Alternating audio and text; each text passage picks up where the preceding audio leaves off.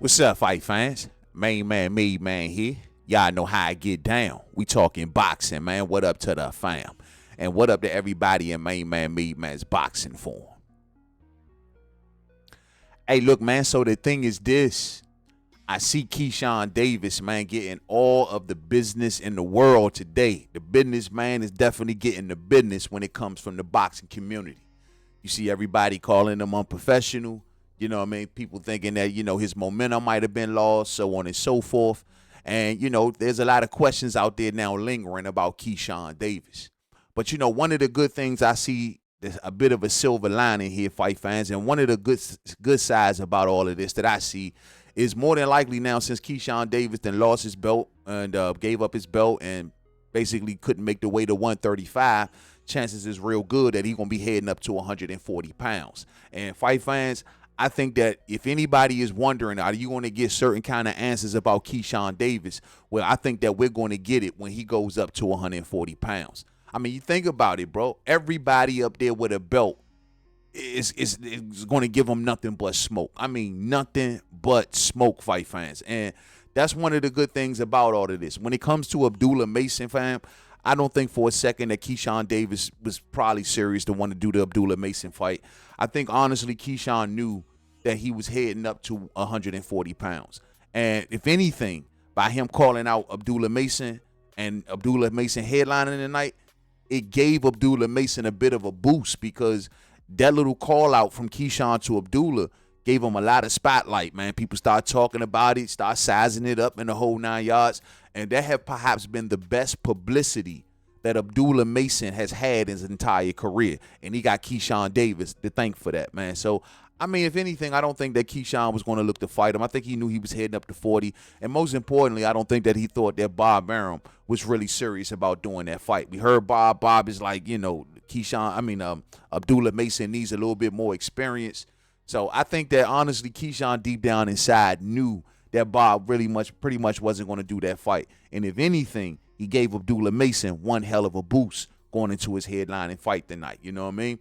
And so now, it's looked like he's going to be heading to 40, bro. And I think, honestly, fight fans, I think that this ain't nothing but a good thing. We talked about this in recent live streams, man. There's a lot of smoke up here for Keyshawn Davis. But like I said a little earlier, man, if you got some lingering questions saying, man, I don't know if he's the real deal. Maybe some of them knockouts were manufactured because, he was so big and so on and so forth. Hey, listen, if you feel that way, then there's no reason why you should not be looking forward to Keyshawn's journey at 140 pounds. Because, listen, hold up, but this is 147. But, listen, man, we talking about names like Gary Antuanne Russell. We talking about names like Alberto Puello. Most importantly, in front and center, names like Teofimo Lopez, fight fans. And I think that this is the route to go. As I've been saying here on the channel, man, what I think that Keyshawn Davis should do is be making inroads towards Teofimo Lopez at 140 pounds. And you got some names in the top 5 of the WBO where he's currently champion at 35, former champion at 35, where he got some names in the WBO at 140 that can bring some good smoke and be some decent fights. Until he can wait to see what Teo ass is going to do. Because the last thing that we heard from Teofimo Lopez and his people was the fact that Teofimo Lopez was looking to take some time off. He was scheduled to possibly fight in August, and it looks as if that Teo won't be making that fight, according to his manager that came out telling everybody a day or so ago. And so we don't know when Teo's going to come back, whether it be at the end of this year, whether it be at the early sometime next year. The fact of the matter is, whenever Teofimo Lopez comes back, it'd be nice to have a mandatory waiting for him named Keyshawn Davis. And in order for that to happen, fight fans, well, Keyshawn got to start making inroads towards that fight. Now, we know that Keyshawn tried to press up on Turki Al-Sheikh, asking Turki Al-Sheikh to make the fight between him and Teofimo Lopez. According to the Keyshawn Davis, they got Teofimo Lopez on the phone, only for Teofimo Lopez to cop a plea to Turki and say, hey, man, I thought you promised me Jaron Ennis instead. According to Keyshawn Davis, Turki was willing to offer the same amount of money for the and Keyshawn fight as he was offering Teo for Jaron Boots Ennis, man. So it was no reason for Teo to not take that fight. And if it would have been an easier fight for just as good of money, if money is the goal in prize fighting, fight fans, then Teo should have took the damn shot. But the fact of the matter was, Seems like he resisted that fight for whatever reason. So if Keyshawn does what he need to do in the WBO and actually go after Teofimo Lopez, once again, maybe even kicking up some dust with guys like Isaac Cruz, kicking up dust even maybe with a Liam Paro if he can't get Isaac Cruz. You know, that's a good common opponent with the other guy, other champion over here, the IBF champion in Richardson Hitchins, right? So maybe he want to go after Liam Paro just to make a statement there. Or Arnold Barboza. Politically, Barboza's on the same side as him. Arnold Barboza just recently lost to Teofimo Lopez, so that'd be another common opponent. That would just make a lot of sense for Keyshawn Davis. Matter of fact, the Barboza fight makes extreme sense given that that's Teo's last opponent, man. Yeah, and if Keyshawn can go in there and do a better performance than Teo, bro, then public pressure is definitely going to rise heavy for that fight to happen, man. So, yeah, bro, I think that's the route to go, man. And even Keyshawn going through these kind of guys like Barboza and Liam Paro or Isaac Pitbull Cruz, those to me are still good names up as opposed to what he's been probably doing at 135 pounds. The guys at 35, I don't want to see him pretty much fight any of those guys. Even the Murtala fight, which he kind of shot down, but I'm not anxious to see that fight either, fight fans. I would rather see him go up to 140, take on these kind of cats like this, man. These are dudes that's going to give him a good pushback. Jack Catterall, Barboza, Liam Paro, Isaac Pitbull Cruz. These kind of fighters are the kind of fighters that are going to give Keyshawn Davis, I think, a real good pushback and give us a showing of what he's really about. And then on to a championship level fight.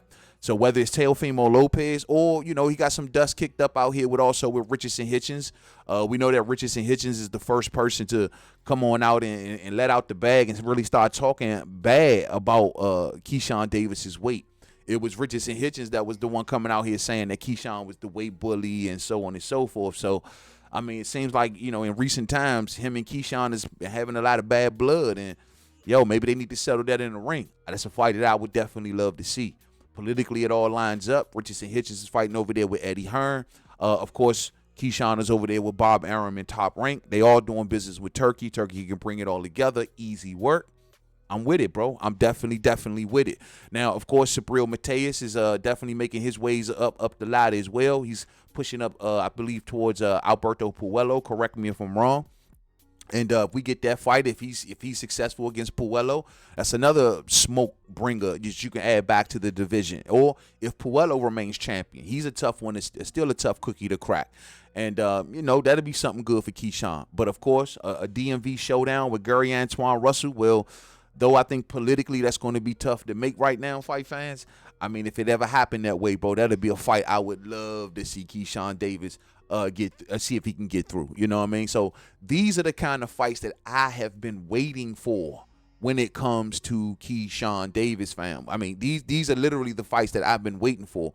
The ones that are really going to give me my answers when it comes to Keyshawn Davis. And I think that all of us, to a certain degree, should be excited that the fights may play out in this fashion, man. You know what I'm saying? So this is good stuff, man. I think, as much as, once again, a fight between him and Abdullah Mason, that'd have been all right, you know what I mean? But I'm looking forward to seeing what Slim going to do at 140 pounds, man. And how much of a shot do I give him in all of those fights? I say versus Teo, bro, depending on what he really looking like at 40, because I do want to know, is that power going to translate? You know what I'm saying? Is it really going to translate to 40 the way it's been looking at down at 135 pounds? I am interested to know that. I have been taking note of Keyshawn Davis's size in his last couple fights. So I want to see if that mean streak continues, man. And if he's still fighting mean and getting the same kind of results that he was getting at 35, then that just definitely puts him eye level or above with Teofimo Lopez and the rest of the champions. But I need to find out, fam. I need to find out. I know a lot of us was looking forward to the De Los Santos fight. That would have been a good measure, you know what I mean? But Keyshawn's future is 40 and beyond. So we need to get it underway. Let's get it underway now. You know what I'm saying? He's still young, long road ahead, and the actual legacy fights are up there. The only fight that was left at 35 was perhaps Gervonta, that I would have been starving for, was maybe Gervonta Davis. And I don't know how far politically or how close politically that we really are for making that fight. So if we're not talking about Gervonta Davis, it's a sure thing. Ain't nothing at 35 I'm pressing for him to see. Him and Shakur brothers, let him go to 140 and earn his legacy. So let's see what that looks like, fight fans, and I'm all watching. thumbs up on the way out. If you didn't hit it on the way in, share. Rock the bells. We get out real soon on the live stream, man. To the next video, fam. Peace out.